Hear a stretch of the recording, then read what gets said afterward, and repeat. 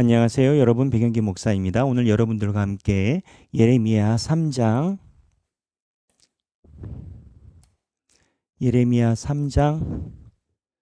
11절에서부터 18절 예레미야 3장 11절에서부터 18절 내용 보겠습니다. 오늘은 성경 바로 보겠습니다. 자, 어제 내용 기억하시죠? 어제 내용 보셔야 오늘 내용의 흐름을 같이 따라오실 수 있어요. 3장 11절 여호와께서 내게 이르시되 배역한 이스라엘은 반역한 유다보다 자신이 더 의로움이 나타난다니. 그러니까 북쪽이 멸망했단 말이에요. 이미 150년 전에 멸망했어요. 근데 남쪽에 있는 유다가 더 속을 썩이는 건 거예요. 그러니까 상대적으로 북쪽에 있는 이스라엘이 남쪽보다 상대적으로 의로워진 역전 현상이 일어났다는 거예요. 12절 너는 가서 북을 향하여 이 말을 선포하여 이르라. 여호와께서 이르시되 배역한 이스라엘아 돌아오라. 그게 북쪽이에요. 북쪽. 지금 망했어요. 거기에 있는 거민들. 나의 노한 얼굴을 너희에게로 향하지 아니하리라. 나는 긍휼이 있는 자라 노를 한없이 품지 아니하니라. 여호와의 말씀이니라.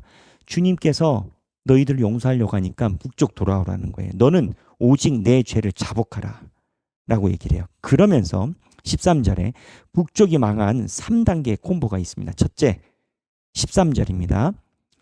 너는 오직 내 죄를 자복하라. 이는 내 하나님 여호와를 배반.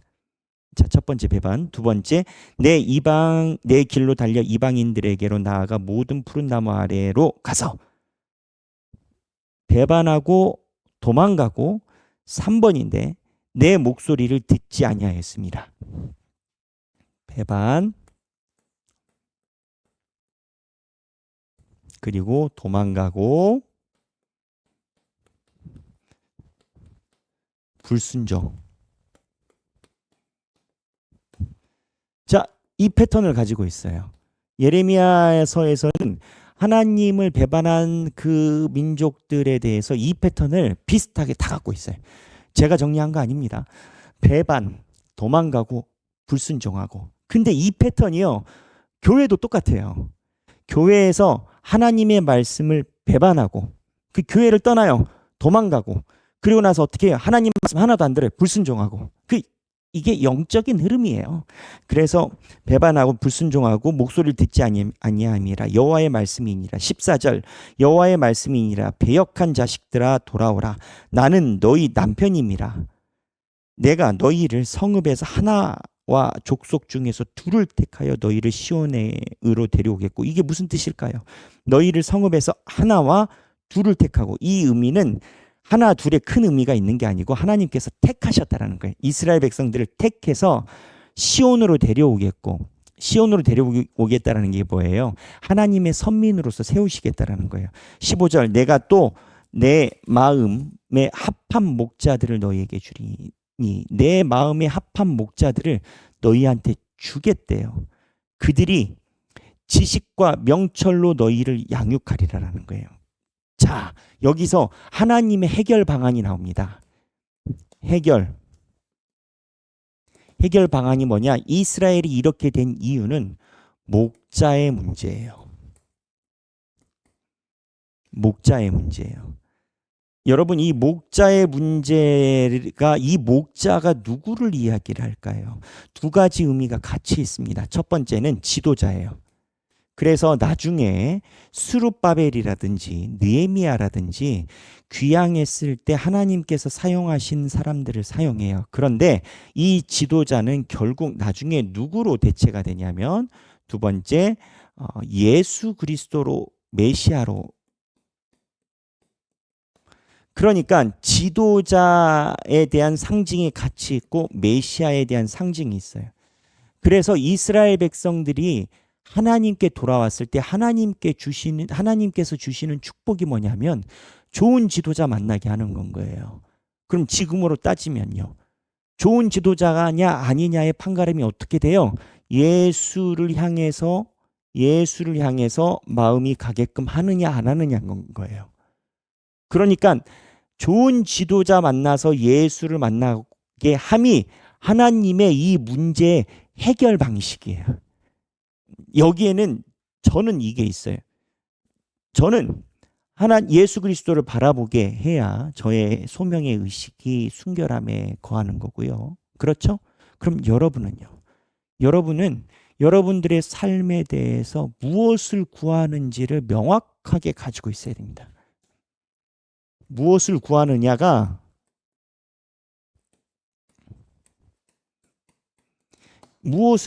구하느냐가 결국 삶의 모든 것을 가름타요. 이스라엘 백성들은요, 지금 전체적인 상황이 그래요. 이스라엘 백성들은 무언가 외교를 잘못하고 정략적인 것을 잘 처리하지 못해서 나라가 망하지 않았을까, 이러한 추정을 갖고 있었어요. 근데 성경은 뭐라고 얘기를 하는 줄 알아요? 성경은 하나님을 의지하지 않아서 망했다라고 얘기를 해요. 그럼 우리는 그렇게 생각하죠. 아니, 실제적으로는 우리가 돈을 벌고 정치를 잘하고 사회생활을 잘해야 우리가 잘 되는 거지. 하나님 의지하는 게 뭐냐. 근데 성경은 그렇게 얘기를 하지 않아요. 성경은 하나님을 의지하느냐 의지하지 않느냐가 실제적인 삶의 상황에 영향을 미친다라고 얘기를 해요. 제가 누차 강조하잖아요. 우리 인간은요, 미래를 몰라요. 그리고 우리가 미래를 준비한다라고 생각하지만 사실 준비한 대로 미래가 풀리지도 않아. 우리는 지금도 수없이 많은 선택의 기로에 놓여 있어요. 각자 삶의 자리에서 인간은요, 매 순간순간이 선택이에요. 우리는 무의식적으로 선택해서 움직이는 줄로 생각하지만 하나님이 그 상황과 여건을 만지셔서 우리에게 조명을 주시는 거예요. 그래서 칼빈이 성령의 조명이라는 것을 이야기를 하는 거고, 우리의 삶은 성경이 이야기하는 대로라면 하나님을 의지하는 자가 길이 열려요. 하나님을 의지하지 않고 내가 원하는 방향을 구하는 자는 길이 막혀. 그러면 이스라엘 백성들이 지금 배반 도망가고 불순종했단 말이에요. 그런데 하나님 해결책을 줬어요. 어떤 해결책이에요? 하나님을 의지할 만한 목자를 제대로 줌이 하나님이 주시는 축복이에요. 미래에도 그렇게 된다라고 얘기를 하고, 그게 하나님의 인식이에요. 근데 문제는 뭐냐면 우리는 이러한 목자, 지도자를 구하는 준비가 되어 있어야 돼요. 아무리 하나님이 예수 그리스도를 대안으로 주고 예수에 대해 설명하는 지도자를 줘도요, 거기에 일할 관심이 없으면 백방이 무효되는 건 거예요. 그래서 지금 이거에 대해서 다시 성경을 보면 3장에 15절에 내가 또 내 마음에 합한 목자들을 너희에게 주리니 그들이 지식과 명철로 너희를 양육하리라. 여호와의 말씀이니라. 너희가 이 땅에서 번성하여 많아질 때는 사람들이 여호와의 언약궤를 다시는 말하지 아니할 것이요, 생각하지 아니할 것이요, 기억하지 아니할 것이요, 찾지 아니할 것이요, 다시는 만들지 아니할 것이며. 이게 무슨 뜻일까요? 언약궤는 이스라엘 백성들의 성호의 상징인데 다시 많아질 땐 언약궤를 안 찾는데요. 무슨 뜻일까요? 이 예언서가 수수께끼 같아요. 이 의미는 뭐냐면 목자를 만나서 하나님께 가까이 가니까 중간에 매개인 상징체가 필요가 없어진다는 거예요. 오히려 상징체가 있으면 뒤로 돌아가는 거예요.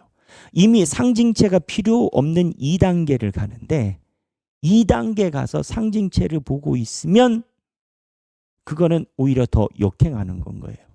이게 십자가에 관련된 것도 그렇습니다.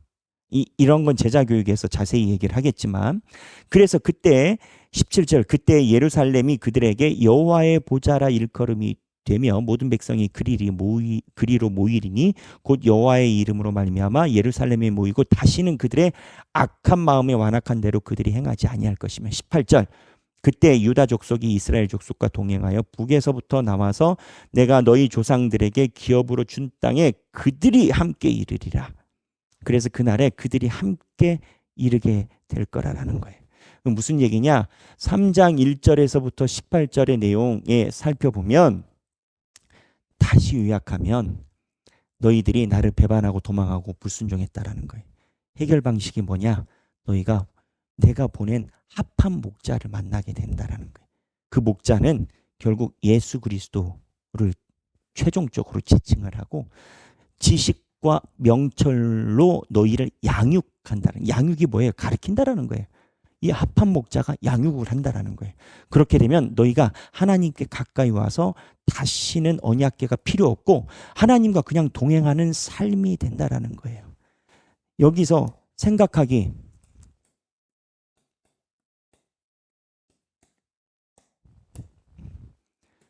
내가 바라는 바가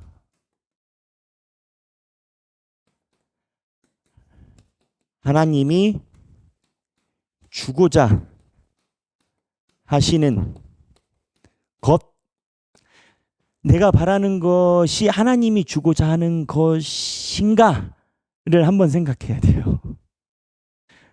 그리고 내가 바라는 바가 하나님이 주고자 하는 것이 되게 기도하자.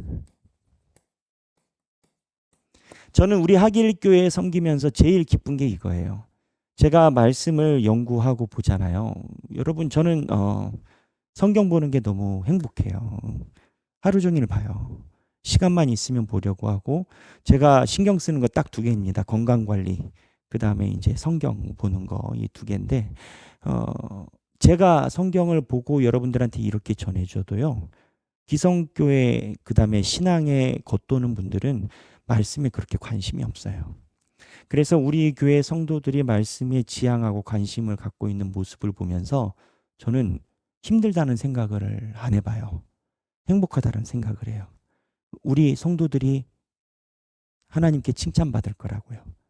그래서 우리의 모습이기도 하지만 더욱더 달리는 말에 채찍질하라고, 내가 바라는 바가 하나님이 주고자 하는 것이 되게끔 기도를 하면 좋겠어요. 여러분, 우리의 신앙을 주께 의지하는 삶으로 바꾸는 것이, 제가 누차 얘기를 하지만 단순히 관념, 감정, 이상, 철학의 문제가 아니에요. 성경은 하나님을 의지하는 정도가 실제적인 남과 북이스라엘의 명운, 망하느냐 망하지 않느냐에 직결되어 있다라고 성경은 얘기를 해요. 우리의 신앙생활도 마찬가지. 내가 바라는 바가 하나님이 주고자 하시는 것이 되게끔 이 시간에 같이 기도문을 올려보면 좋겠어요. 여러분 잘하고 계세요. 이게 더욱더 보존되고 변하지 않도록 나의 기도문과 다짐을 올려보시면 좋겠습니다. 오늘 행복한 성경 읽기 되시기를 바랍니다. 감사합니다.